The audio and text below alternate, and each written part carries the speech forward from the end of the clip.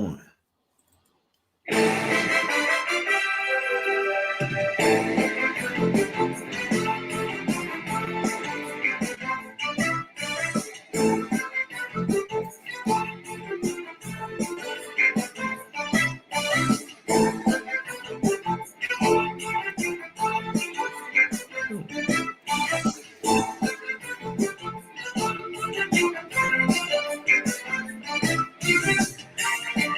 What up, my guys? Welcome to another show, man. NBA Talk with Jay, man. I don't know why the intro is just like it's just nice every time, man. It is.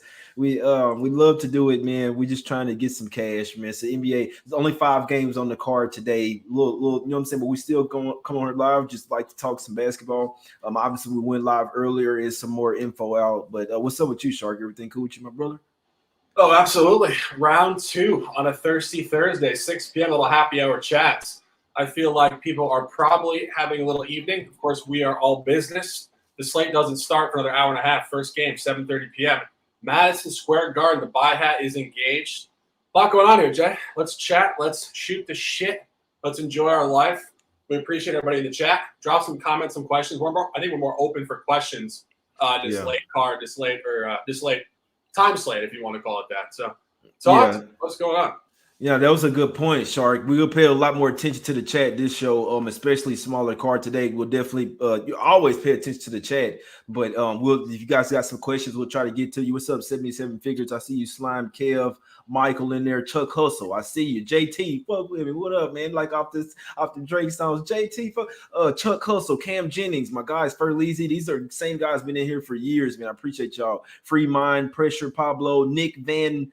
I ain't gonna even try to announce it at the end. Luis, man, everybody in here, appreciate y'all for real though. We appreciate y'all. And my guy Shark, I love to do it with y'all, man. Just came from the lake, you know what I'm saying, vibing out with the dogs, with the fam, just chilling out, man, and enjoying life, right? Come back to the house and do this other live show, man. So it ain't no biggie, but let's get to it. Let's talk about what's going down, my guys. Talk about what's going down. Shit, I got tomorrow's card. I'm already looking at some shit for tomorrow. But today, man, what's the first game up, right? Knicks. I know RJ Barrett is still questionable in this one. Obviously, Levine's playing illness.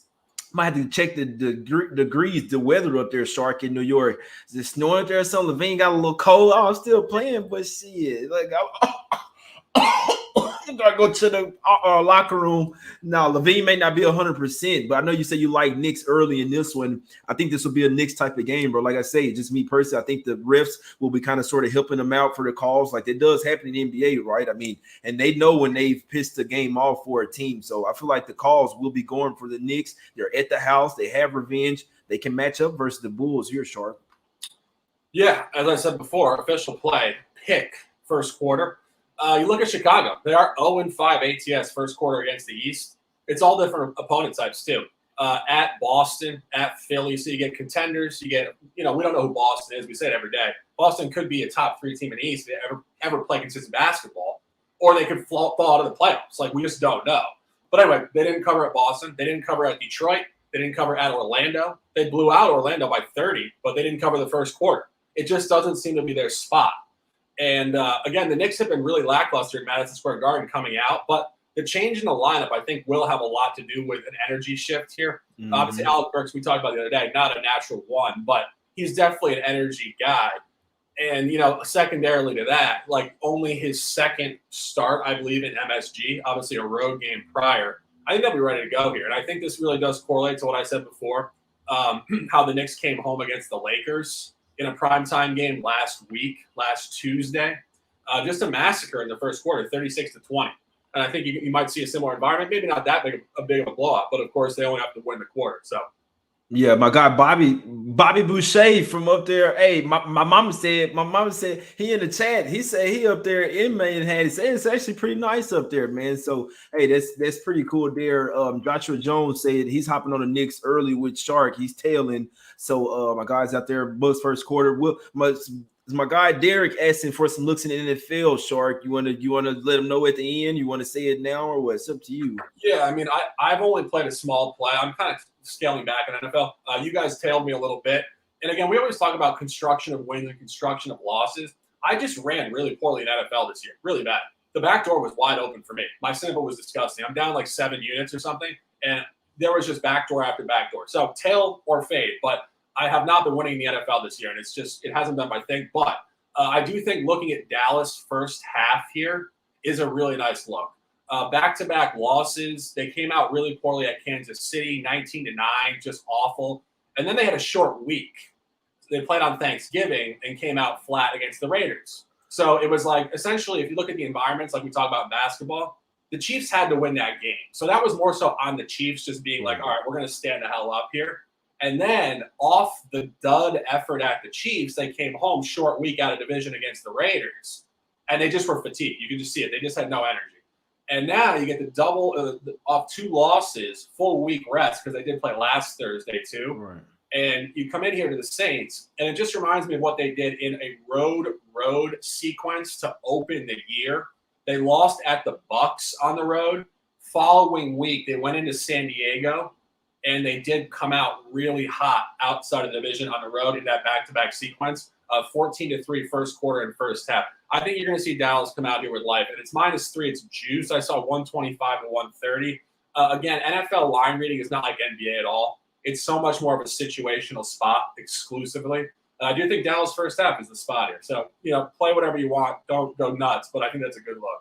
That's a damn good point. Saints off 4 straight losses. This is an NBA show, but we're just looking at it. You know what I'm saying? The Cowboys are obviously the better team, more hotter team. They were running hot, 2 straight losses, one in front of everybody at the house when everybody's watching. I'm sure they're going to want to come out something. I would need to do a little bit more digging here because I know that the Cowboys haven't been well in past Thanksgiving games. They probably bounced back, though. I guarantee, even though they're like 2-10 ATS the last 12, they probably bounced back that next game, even though they, you know what I'm saying, didn't play well while everyone was watching. So it's probably a bounce back spot from the Cowboys and Elwood. I know that the Saints got a couple of tackles out as well. We know that offensive linemen, those injuries in football actually matter. So, but yeah, no Cooper and Lamb. I don't even know what's up with those. Are they back, Cooper and Lamb? I know that they missed them boys. Yeah, they've had a lot of shit going on. I think their O-line's a little banged up too. I was talking to my brother, old man who bets about this. Of course, he's up in Boston. Drinking beers, hanging out, living life. We're not, but we're living life on this beautiful stream. But he's on the Saints, and he said he didn't like the Cowboys because they were so banged up. And I always say, how I cap games? I don't look at the players. Right. I look at the teams. The 53-man roster, it's an energy in the locker room. It's a motivation of a group of men. Mm-hmm. And again, correlating back to the NBA, we see this all the time. When the players are out, the group gets more morale and plays better ball. So saying guys are out doesn't necessarily translate to a lackluster effort. Yeah, my guys in the chat, they saying, I know I see that Cooper's back for sure. They saying CD Lamb back, Lawrence back as well. So shit, they got their guys back, especially on offense. I do see that Wilson's out, their returner and like slot receiver, but it's definitely a bounce back spot. If you ask me, the Saints have been on a tailspin. We get back to some basketball, but I like that look by my guy Shark there. With the Cowboys in the first half, my guys, and it's getting steamed as well. So it looks like the Sharps are on the Cowboys, like they're betting it up as well. Short week for the home team here, but extra rest, or actually a full week of rest for the Cowboys. But yeah, man, Knicks first quarter. We're gonna go swing it back to NBA here. We just talking, man. We just living. Y'all asked. I know y'all betting on the game too, man. So, but Knicks first quarter. I kind of like the first half as well. I'm looking at the game right before the show, and I'm like, I kind of like Knicks first half as well. I think they're gonna come. I think they're gonna come out hot, Shark. And when you really look at it, the Bulls are possibly better closer team, right? They're kind of like a one-on-one type of team. DeRozan, Levine, these are like one-on-one type of guys. Which Levine is a slasher. Lonzo will try to get some threes, mainly trying to facilitate. I think the Knicks can defend them. You know what I'm saying? Like I feel like they match up well with them. I know that they got Vooch back, but now the Knicks have Noel. They got Mitchell Robinson. They got Gibson back. You know what I'm saying? So I like the Knicks. I think I'm going to take them in the I know you say first quarter, right, pick. I'm seeing I can get plus a half at -115 or money line plus 102. I'm looking at that plus 102 in the first quarter. So I think I'm going to ride with you. I did it the other day. We cashed. I made it right on the show. Yesterday, I was saying how you look at lines and pricing and how books will move a line or hold a price and not move the line. Right. I was looking at Heritage again earlier, and I've actually bet on Heritage for 4 or 5 years now, so I know how they move the lines, and it gives me a good telltale story. What was happening with the Bulls' first quarter was they were not moving it. They were doing exactly what I said they were doing yesterday with Washington first half, where they were juicing Washington first half to encourage more action on it. What they were doing with Chicago pick first half is they were juicing it up to 115, 120 instead of moving it up to -0.5. So again, you think about more of like the obvious-minded type of better. Bulls are a better team, better record. We got to lay 2 for the game. We only have to lay nothing for the first quarter. Wow, that's cheap. That's easy. So they're making it juiced and easy, which is usually speaking to the other side of it, just from a pure book adjustment pricing standpoint versus line move. And then you cross-reference it with how they're moving the lines in the Memphis game. The Memphis game, they are moving the price up on an already heavy split. So it's the polar opposite environment. And it's really interesting stuff that I've looked at for, again, 5, 6, 7 years within this one book. And I used to cap a lot of different sports. I've really honed in on basketball, but I used to cap a lot of different sports that I really knew nothing about. And I would just go through the lines on the book and see where they were pushing certain lines in certain directions and over juicing lines and not moving them. And I would just fade certain sides of it, and it was profitable. And I think it's really, really noteworthy stuff. The books have tells. They tell you stuff. And we see it every day. It's good to know. Now, what my guy is saying is and you've noticed the system here, Shark. That's what you're saying. You've noticed a pattern, right? What you always say, the consistency to the inconsistency. It's noticing a pattern, and you can really beat books if you really just notice how they move the lines. I do that, really comparing certain books to other books on how they're moving their lines and how they juice them. I know Pinnacle, they really like to juice their lines. They're kind of telling you really they don't want to move the line, but they're telling you, you know what I'm saying, where it's going towards, and likely when they have some juice, it's going the other way, man. But my guy Netsbet's in the chat. We got my guy Down to Earth in the chat as well. I believe he's in Chicago. You see Netsbet's talking about Knicks. Bing bong. Bing bong.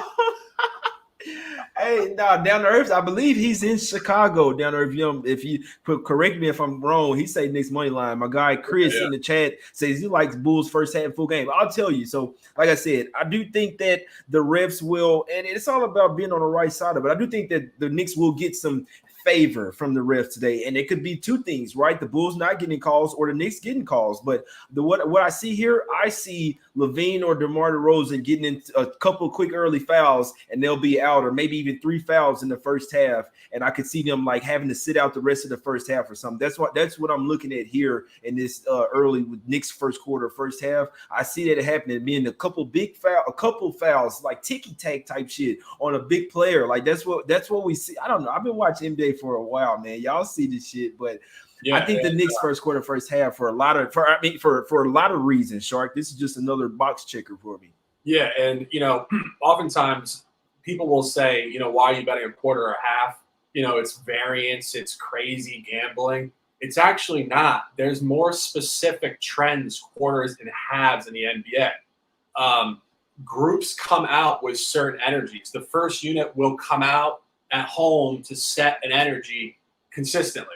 And then you'll see the second unit tank. I mean, just off the top of my head, one of the most noteworthy consistent trends we've seen in recent history, Golden State Warriors at home, going back to 14, 15, 16, 17, 18, would come out well in the first quarter. Their first unit would come out great, and then immediately to start the second quarter, they would give the lead back with their backups. Immediately they would give it back, and then they would come back in with the starters at like the 6-minute mark and make a late push and oftentimes backdoor cover the first half. So the first quarter was the ringer bet spot, and then you'd sweat the first half because the second unit would always tank the first 5 minutes of the second quarter. But it was like absolute clockwork. But again, it's pattern recognition. But pattern recognition is real. I would say this to people on the street. You do the same thing in your life. Like if we were betting the average of you going to the coffee machine in the morning, that would be a damn sharp line. Like it's consistent behavior, and this is what people have to understand about capping sports is that we're not capping who has the best players or the best highlight reels. We're capping the consistencies to their averages. And if there's exploitability because they're way above their average or way below their average in a small window, moving towards a different long-term average over the next 5 to 10 games. Exactly. We're trying to let y'all know, man, how we looking at these games. Really, a lot of it is we just look at a lot of different things. So our guy James says this shark guy just giving out free knowledge, man. Y'all listen up, man. But yeah, I'm Man, gonna ride with the Knicks first quarter. I do think they come out here hot off a game where, like I said, they weren't getting a lot of foul calls. Just don't look now, but the Knicks are playing a totally different type of basketball ever since Kemba Walker's out of the rotation. He's not out there even coming off the bench. So they really have defense out there, guys out there playing hard every single play. You know what I'm saying? The whole game. I think the Knicks, and they have revenge tips going up against the whole team. I'm gonna ride with the first quarter, my guy. Let me go ahead and put this in because last time I did on the show, we cashed it as well. So let's go ahead and get this cash. Knicks first half. I'll be honest with you guys. I think there's gonna be a Knicks trifecta spot. I think they're gonna come up here and get up by a lot and don't look back. That's what I always say in this one. I know it's a tough type of game. It could go either way, but I do think this is a Knicks type of game, my guy. Let's get to the next one though. Just one point on the game. The only reason I didn't take the game because, of course, I also agree with people that say you want the bigger sample. Like I understand variance as well. Like I know when you zoom in, if there's a field goal percentage outlier for 4 minutes, bang, you're done, right? So I understand that. But again, like this is a long-term endeavor. You want to be on the right spots. You're never results oriented. If a bet loses and it was the right cap, you shouldn't be angry. And I'm not saying from a CLV standpoint we beat the line. I'm saying we have the environment honed in on, which will win at 60% or higher indefinitely. But going in the game here, what I'm a little worried about is just going back in the previous two games, how sharp the line was. When the Knicks were in Chicago, it was like pick 'em to 1, and the Knicks, I believe, lost or won. The game was 104 to 103 final. Yeah, the Knicks won 104 to 103 on like a +1, so it was a bucket right there. And then the last one was 109, 103, and the fucking spread was -5.5. Yep. So, I mean, think about how sharp this is graded, the last two. And I think this 2 could be really, really sharp here. Yeah, it was up to 2.5, and I think it's even more interesting. Well, I mean, the Knicks got Rose back. We're gonna get to the next game real quick, guys. Just wanted to finish this one now and talk about some of these props. But they got Rose back, but Vucevic is back as well, and they didn't really move the lineup for the Bulls as well. So that's another thing. Just looking at some props real quick, I just feel like it's super interesting. Vucevic his points is at 16.5. The under is shaded at -143. The over is +110. They're kind of telling you something there. Like they don't want you to take the under. Basically, that's why they have Delvin juiced. I feel like. Let's look at some other stuff. They got Jake, say that one again. What was that? Vucevic, his over and under points is at 16.5. They have the under at -143. The over is at +110. Okay, so you should be taking it over there. I don't know. I think they're telling you that under. Well, what's his points per game average? I don't even look at it. I didn't even look at it right now, my guy. I'm gonna tell you, when I like to do props, I like to do with players that I know they have a really good matchup, or with like some points, rebounds, assists, or they're playing up against their old team. I like shit like that, like motivation, because even their averages, they could be off in a certain type of game. I like the motivation, like, no, I'm coming for these motherfuckers, like Aaron Gordon and Gary Harris yesterday. I was just saying the fact that it's graded towards, they have it so heavily juiced. That's how it is with props. The shit that looks good is always going to be heavily juiced for the most part. It's like Evan Fournier's points. They know that he hadn't been hitting the point total, so they have it shaded under at -130 for the under. And the over, if you want to take the over, like they're telling you, take this over. It's +100. It looks like a good price, but it's likely not to hit. So I'm not the biggest prop guy. I'm really just looking at it as far as this game based on what they're telling us, what they like. You know what I'm saying? Sometimes the markets can let you know what they like. And especially with props, you look toward their juice towards. Like they don't, you know what I'm saying? If it's some shit that's looking good, I feel like that -143, they have that because it's apparently it's been getting bet or something. So I'll just say, let's go to the next game though. So just finishing that point, the under is juiced to 143, and what's the line? The line is 16.5 for Vucevic. So 143 under 16.5 is the line in the juice. Okay, so that is the fish take for sure. Sure. Exactly. That's what I'm saying. Like, if anything, points a game. So this is what we always talk about. Like, why there are people that think they're beating the market and they're beating the books. Bookies and fucking odds makers are sitting above us laughing, like, ha ha ha ha. How dumb are these people? And they're telling you this is going to be an over. He's going to go off tonight. He's going to dominate down low, because when you're averaging 14.5 points and the line is 16.5. And they're overpricing and under, so people think they're getting 2 points of value. they're telling you that's an overtake. That's just the math. One more thing, Shark, I want to ask because the book that I am looking at is super public. The props definitely do vary per book as well. So I was going to say the name of the book, but they're not paying me, so I'm not even giving them that. But the book that I'm looking at is very public as well. I guarantee you, if you look on Heritage, it's probably at 15.5 juice to the over. So that's how they do the props. You see what I'm saying? This one, it may be 16.5 juice to the under, but you can buy and sell points when it comes to it. So you can, that basically means that 15.5 is different. What's called it. So let's get to the next game, though. Let's go to the next game. I got damn good points, though. We got this Raptors game here, Sharp. We go to the streets of Toronto. Bucks versus the Raptors. We just talked with plenty of NBA, man, just trying to help some people out. 529 people watching, man. We love to do it. Hit the like button, subscribe. This is what we do every day. We got the Bucks versus the Raptors here. Gary Trent Jr. is in, Shark. I hadn't seen anything for the Bucks being out. What you like in this one, my guy? I mean, this is tough. I wanted to take, and I'm not taking this, but going through my thought process last night, I really wanted to take Milwaukee first quarter. And it was specific to what we said earlier, but Milwaukee came out so lackluster last night in the first quarter against Charlotte. Their first unit, obviously, this is an NBA championship team. They're going to look at each other in the eye, even though this is just another regular season game. Giannis is a super competitor. I mean, we bitch about load management and guys taking nights off. Giannis is total throwback. Like, the guy just loves to compete. You got to respect his mental makeup. You just have to. And he's going to look the starters in the face before they come out here in Toronto tonight and say, guys, like, let's fucking go. Like, what are we doing here? However, the only thing that really is not great about this is that Toronto was equally awful last game in the first quarter against Memphis. So you get the other side of the aisle here, which I was talking about. It's not just about capping one team's motivation. The Raptors have the exact same motivation. Their starters also were awful last time too. So it becomes a merge point. Although if I had to flip a coin and say who's motivated, if they're both equally motivated, Milwaukee still should cover. And so the lean would be Milwaukee first quarter -1. Exactly. So looking at the matchup, so obviously the Bucks had a game yesterday. Now we look at it. So the Raptors, they've not been good at the house. Only 2-8 straight up, 1-9 against the spread. For whatever reason, they've just been terrible at the house. Let me see how many games. So they're on a long homestand. They have to get it together at some point, right? It may not come here. So they already played Boston and they played the Grizzlies. You at the house, you can't even get to 100 points. Like, that's the thing about the Raptors as well. They struggle to score. If the Bucks lock down here, their offense is already much better. And if you come in there with a lot better defensive team as well, it's going to be tough. They have the lot better bench. But obviously the Raptors can play some sticky defense here. So like I said, this is the third game on this homestand. This is a 6-game homestand that they're on. So at some point, an interesting thing that I hadn't even considered, and this is something that I don't bet, but just a thought off the top of my head, over first quarter could be really nice here, because I think when Milwaukee comes out pissed off with the first unit, they don't come out with championship defense unless they're playing like the Warriors at home.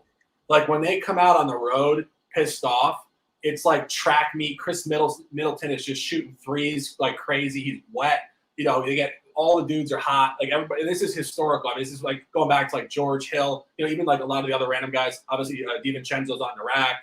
Pat Connaughton shooting a three. Giannis is dribble driving, popping threes. But like when they come out pissed off, again, it's not like the Warriors or something where like Draymond's like slapping the floor to play defense. It's like, let's run these guys out of the gym and let's shoot the ball well. And also, again, going back to Toronto's last game, Toronto could not score in the first quarter. They were awful.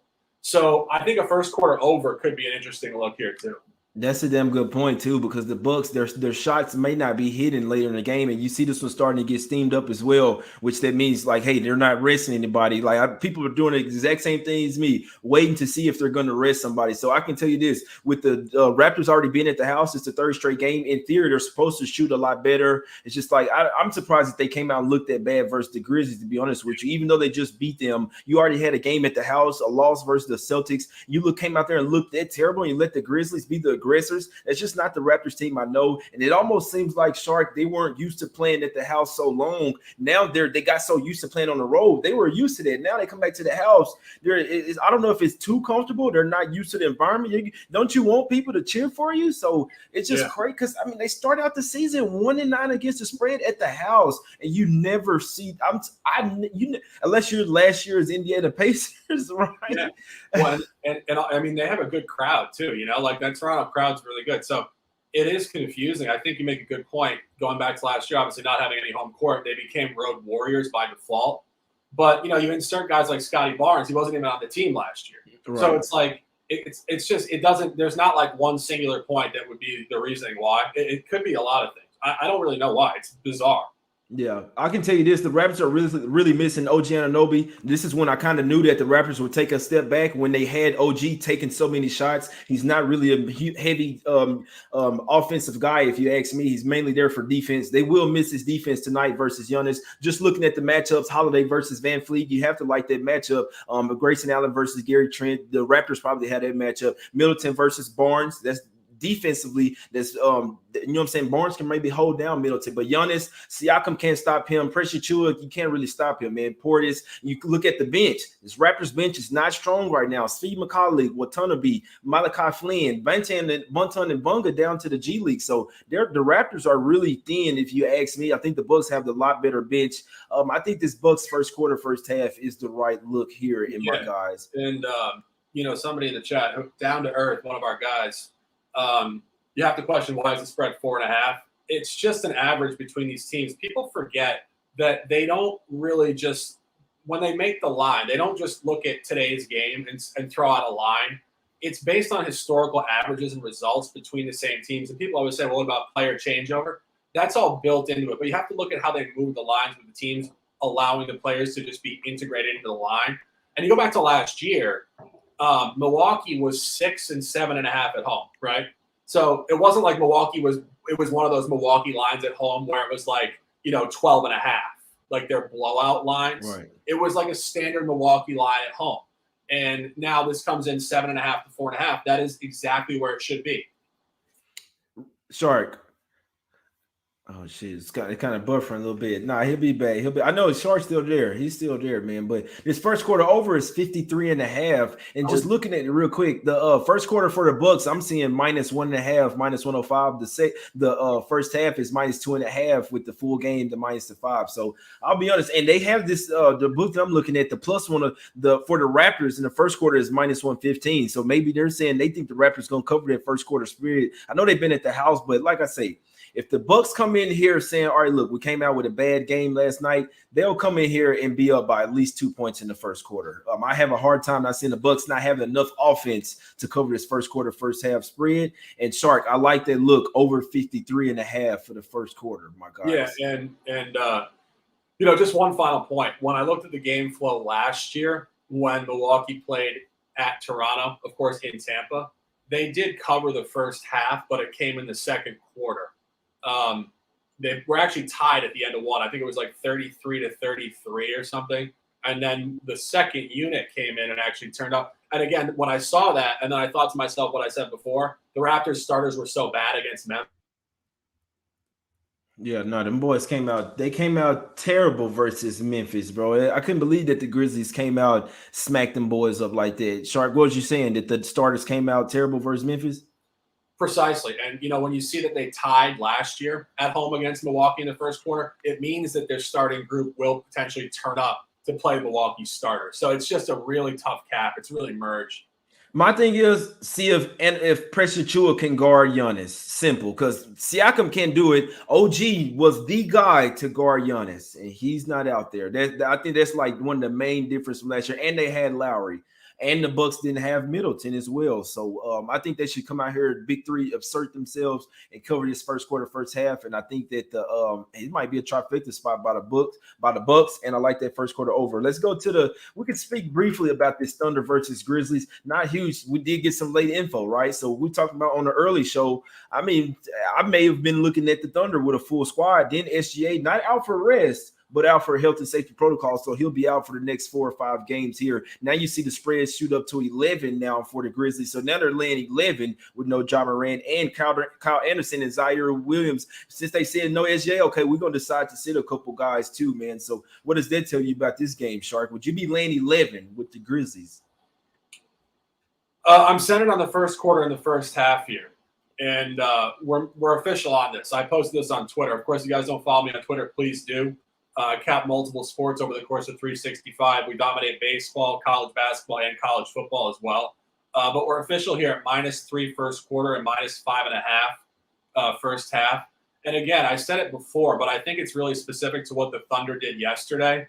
They came out with 3 good quarters against Houston, and then they cratered. But I had said this, and I was thinking about it. Did they really crater? Like, was Houston just like that good for 41 points? Or did the Thunder think to themselves, we have this game in hand, let's hang out, let's reserve our energy? If that's the mindset, and some people said, okay, so they'll come out well because they reserved energy. No, it's the opposite. Because if you reserve energy late, you want to come into the next game to try to win the game. You're not going to come out and blow your load in the first quarter.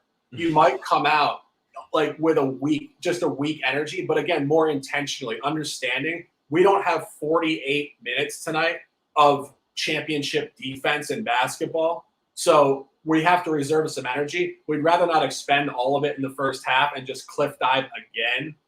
They are on an elongated losing streak here. Now it's 7 games. So it's just like, I think in the mind of the Thunder, I think they want to try to win the game or they want to compete. That doesn't mean competing in the first half. That means like coasting a little bit and then coming out of the locker room in the second half ready to go.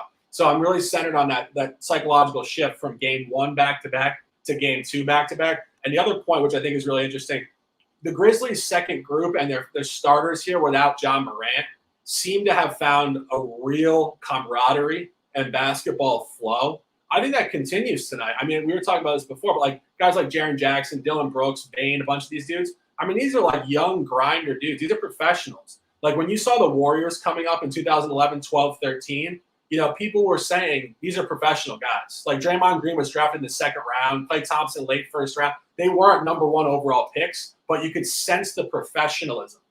And I think with this group, with the Grizzlies, you can really sense the professionalism and the depth of good guys on this roster. This is going to be a playoff team in the next 4 to 5 years.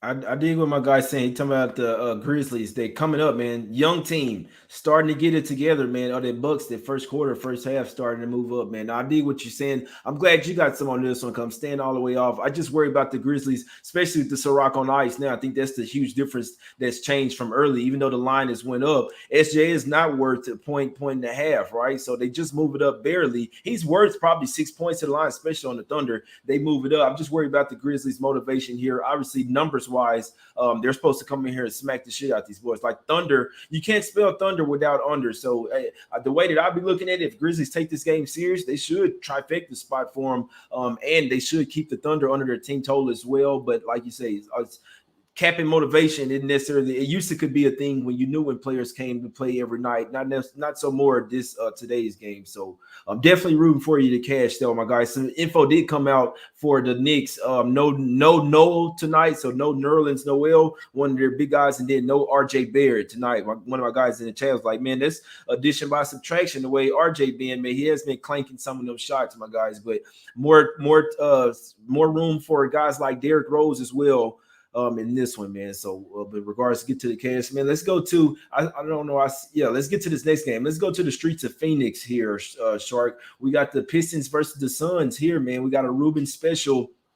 I think the Pistons might get inside this one, my guys. I know that the Suns they smack pretty much everybody up, but I do see this as just a little bit of look ahead spot. The Suns probably cover the first quarter, first half, and then tank this one late. Start looking towards to tomorrow's game, save some energy out. But I'm sure they'll want to try to get this one over with somewhat quick. Be up at halftime, probably by 10, 12 points, even maybe, and then possibly melt this one down the stretch. Get the win, but don't get the cover. And after seeing them just beat the Warriors, just think about this, Shark. Everyone just saw the Suns beat the Warriors because obviously a lot of people have been on the Warriors and the Suns, but just beat them on national TV. Oh, Suns, they're world beaters. They can beat everybody, right? Going up against the sorry ass Pistons, they finna smack them. Not so fast. They do play the Warriors again tomorrow. It's a tough spot if you ask me. I'm taking a double digit. It's just sprinkle, but I'll sprinkle on the Pistons plus the 12. I don't mind.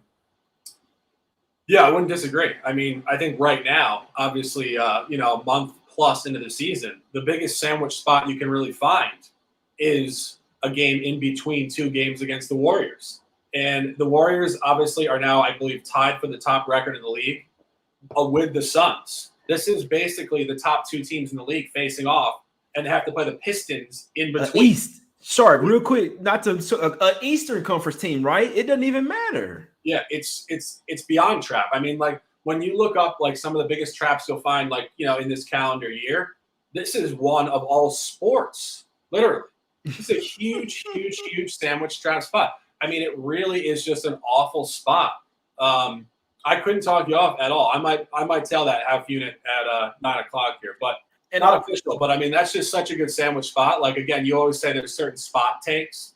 Like, that's just the ultimate spot take. Yep. Just looking at the teams, looking at the numbers. See what I'm saying? Looking at the spot. You just don't we don't even know who the players are on the teams. You see what I'm saying? I didn't even know that Devin Booker's out. You see what I'm saying? I know that the Suns got all these guys, defensive guys hitting threes. I just know that in this particular game, I would like to take the 12 points with the dog here, simply put. And I'd like to say this well. I don't tell anybody to say, hey, look, take this. Take the Pistons tonight. I'm telling you, I'm sprinkling a half unit on the Pistons tonight. If you'd like to join me, let's cash.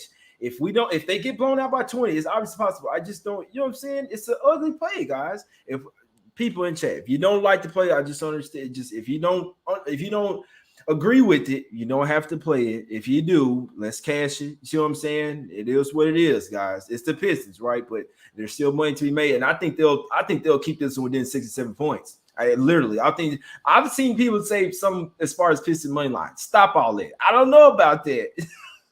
Hey, sorry, Michael said he just put 20 on Pistons money line. Pistons money line plus 550. Okay, man, but I do, even though it's an XL spot for the Suns, they could come out flat and still come back and win this game. I don't think they're going to lose. They are going for a franchise best 18-game winning streak, but you want to give me plus 12s in this spot, and I'm going to take it. And got some for tomorrow too. Couldn't talk anybody out of an under. I do think we could get the cover and still get the under here as well, my guys. But I'm not playing the total here, Shark. Any thoughts? It's starting to get to some low ass totals. What you think, bro? At some point, these overs are going to start back coming in. What you think about this, Shark?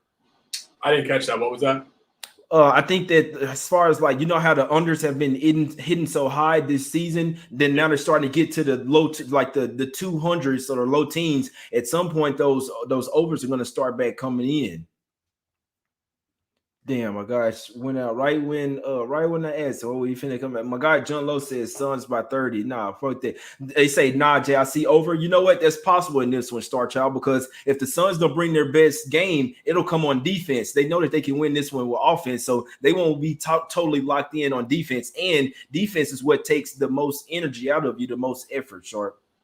Yeah, no, I mean, this line is obviously egregiously low, probably for a reason yet again. I don't know. I mean, in terms of the actual flow, I'm not sure if it's just going to come the other direction super quickly because, again, we talked about it yesterday. There's a massive shift in league pace and officiating, and this is why it's coming down. I mean, there's a very, very intentional direction that the refereeing is being told to do, and that's affecting the totals. Period. There's more defense. There's less fouls, and that's it. So you're going to lose money betting overs right now. This will adjust, of course. I mean, one of the most interesting things about NBA basketball is that, it does span 6 months. Like, we'll be sitting here. This could have an adjustment, and it could regress to a different average. But, I mean, it's so long. That could come in, like, March. And then all of a sudden we see, like, a month and a half of just bloated totals. So it's hard to say. And, again, we're learning as we go. I mean, as we've been doing this the last few years as NBA cappers, we've had a pandemic. We've had a bubble playoffs. We've had back-to-backs in the same arena for the first time. We've had new scheduling, new groups. We've had super teams. Then we have no super teams. We have all new players. The competitive structure of the league is completely new. Like, when my best win rate ever in an NBA season was 2014, 2015, when all the teams had been playing together for a period of time, and we had all sorts of trend data information. We're in a totally new window, and coming off the pandemic and all sorts of shit, we are learning as we go. We really are. And you know what's so crazy these days, Shark? I'm glad you said that. Where a lot of those teams were on the same, they were like the same type of teams. Like where there weren't as many trades or people demanding trades. Oh, I don't want to play here anymore. Simple. Oh no, I don't like this guy, so I want to leave. You know what I'm saying? So now it seems like every year now we're gonna have so much shit going on in the offseason that there's not gonna be a lot of continuity for a lot of these teams. Everybody's trying to join up, get a championship on the. You know what I'm saying? So I'm glad that you said that point, my guy. I'm glad. But yeah, let's get some cash. I like the Pistons there. You could ride with me. If you don't like it, you hate to play, hey, you could take the Suns. I always say that as well for people that hate to play or feel like they don't want to take it and then get mad when they lose. You could also take the other side. You could not bet the game, or you could take the other side. But I am taking the dog here. I like it. Plus 12 for the Pistons. Small play, but I'm still trying to cash it. You dig what I'm saying? Next play up, man. Let's go to the streets of Portland here, man. We're going out there to Oregon. Tall trees all around. You see what I'm saying? Mountain lakes. Dig out with San Antonio, man. It's a lot different than Portland, but we got the Blazers here at the house, Shark. They've been hot, right? It's hard to bet against the Blazers at the house. Maybe it's not too bad if Dame isn't playing. What you think about this one? Oh man, this is a toss for me. You know, I said it before. Something you can do that is maybe not, just absolute dominant strategy, but it's definitely a reasonable starting point to capping sports. Is purely just looking at the records and looking at the line and seeing if it seems weird. And looking at this matchup here, 10 o'clock, NBA TV, Portland, Oregon, it's a weird line. It's short. You get a team that's 11-11, but 10-1 at home, only laying at open 3.5 points to a team that is 2-7 away and 6-13 on the campaign. That is a massive, massive discrepancy. That is a 14-point gap, or 14 game gap just in the home to road splits there. And usually when you see a team that there's that big of a gap, the line's like 11.5, 12. So it's ridiculously short. And you look again, Portland has been, I think they're 8-1 ATS at home. They have covered 8 in a row, dating back to, I think, an opening loss against the Kings, which is their only non-cover, I think. They pushed against Indiana, maybe. I think that was line dependent. But the other side of it is just a tough take for me, too, because the Spurs did win 2 games at home. And the Spurs are not the team that's going to just run off streaks this year, particularly straight up. But as I said before on the previous broadcast this morning, I think this is going to be really razor sharp on the line. And if you had to flip a coin against who's hot and who's not, I think the dispersion would come against Portland continuing to cover these spreads in really tight windows. Yep, 10-1 at the house, 8-2-1 against the spread at the house. Obviously, Dame Lillard, which whether he was hot or not, he was still out there, still can, even if his shot's not hitting, there's other things he could do, get assists. You know what I'm saying? I know he's not a huge rebounding guard, but he will get some boards out there and try to play a little bit of defense, or he could just be a distraction, right? Just having Dame Lillard out there, period, is a distraction for the other team because you still have to worry about him. He can go off for 50 any night. So I like the Spurs here, man. I knew that I liked them last night. I put the Spurs socks on when I got out of the shower. You dig what I'm saying? So I've been sleep. I slept on the Spurs. You dig it? And I know that they were hot. They do have the rest advantage in this game, like you say, Shark. 11-11 team facing a 6-13 team who, you know what I'm saying, they have the better coaching advantage, right? Let's just look at the coach here, Popovich. Even though he's possibly on his way out, you're going up against a rookie coach. He could possibly run circles around him as far as coaching wise tonight. So you have all of this, and you're getting the dog, my guys. So I know that the Spurs, they would just come off a 4-game homestand, but still they needed that just to get right, to start back playing together. They got Jakob Poeltl back as well. And see, they've covered 3 out of the last 4 games. They have covered the Spurs are. So I think that they can keep this one close, possibly even win this game outright. Yeah.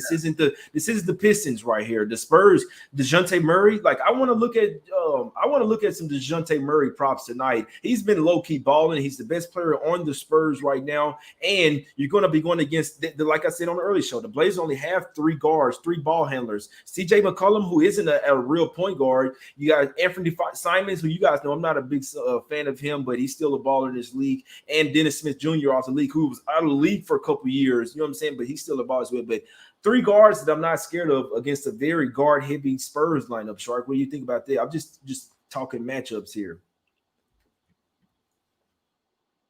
Shark, you still there? Can you hear me? Oh, Shark. I missed that. You cut out. I Nice. think the app might be malfunctioning, to be honest with you. But anyway, I see Frank in the chat. My man.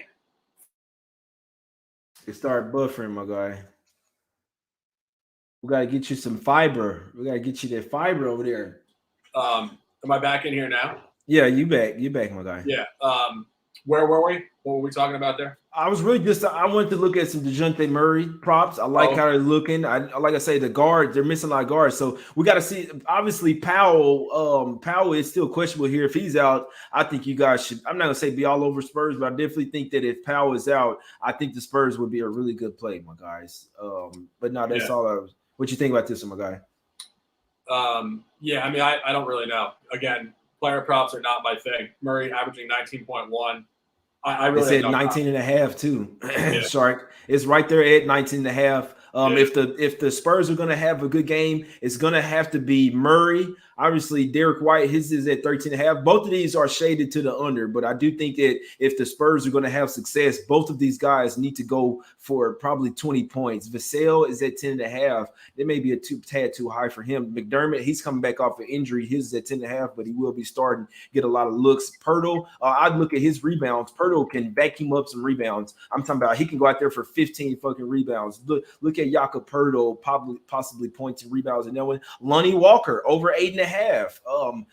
Lonnie Walker has to get to 10 points in this game. Keldon Johnson, 14.5. Man, they got some.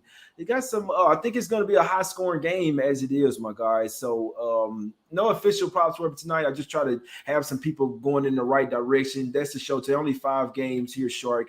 Break them off with your officials. You can let them know the NFL play as well. 45 minutes. We finna get out of here. Yeah, Knicks first quarter pick 'em. We've talked about this. Go back in the beginning. Looking at Dallas Cowboys first half -3, and playing the Grizzlies first quarter -3, and first half -5.5. Got you. I appreciate everybody for tuning in, man. Most everybody being there with positive vibes, man. My guy said I like Cade with over 26.5 points, rebound assists. I like that as well, bro. I like that. That's a damn good look by you. Crypto Walk, hit that C Walk real quick, man. Yeah, for me, I'm taking the Spurs tonight, man. Plus the 5 is down to 4.5, and I'm going to take the points with this one. It's not because Dame is out. I do think that the Spurs have they have the rest advantage, the better coaching advantage, and I think they have the ball handlers advantage as well, and they've low-key been playing a lot of better defense. So I took the Spurs plus 5. I'll go official with the plus 4.5, and I'll go official with the Pistons plus 12.5. Man, small plays for me today, but I'm still trying to cash them. You dig what I'm saying? I like the look from my guy Shark there, riding with the Grizzlies early, riding with the Knicks early as well. I do think that this will be a Knicks type of game, even though RJ Barrett is out, Noel is out as well. The calls, the refs being on their side could overcome all of this shit, and I do think that the refs will be on the Knicks side today. Just watch the game. Let's see what happens, right? But the refs know that they messed the Knicks off the last game. I think that they kind of owe them one, right? Does it make sense? I could see a Knicks trifecta spot here. Lean Bucks early in this one as well. Could be another trifecta spot. My guy Shark leaning the over in that first quarter, over the 53. We're just here trying to talk some basketball, help you guys along the way, whether you're betting, you know what I'm saying, the side we're on, the other side.